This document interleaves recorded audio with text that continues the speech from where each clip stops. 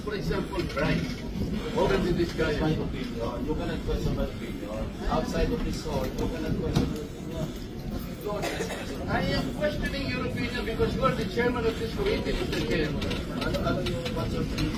Ang mangyayari ito, mas credible si Price kaysa Vizcaya. Bakit gano'n? Why are we trying to prejudge this? Hindi, Mr. President, we are still in the process of investigation. If we are in the process of investigation, then we should not judge. Why are you so protecting? I am not protecting them. Mabuti sinabi mo yan, Mr. Chair.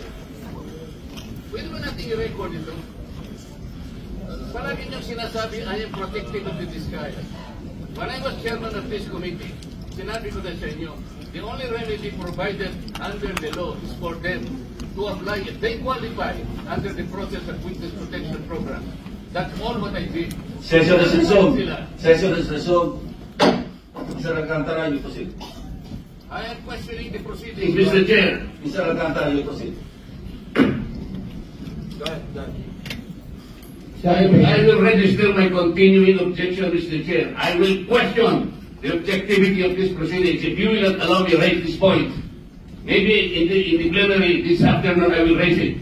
Go ahead. Mr. Alcantara, you proceed with your statement.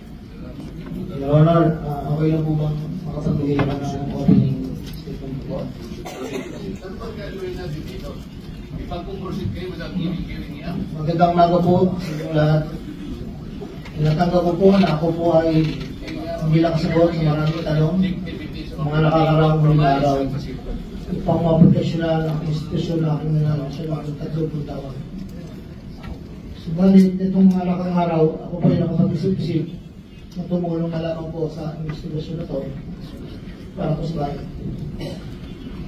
Narito po ako sa harapan niyo ngayon upang tumulong ng buong puso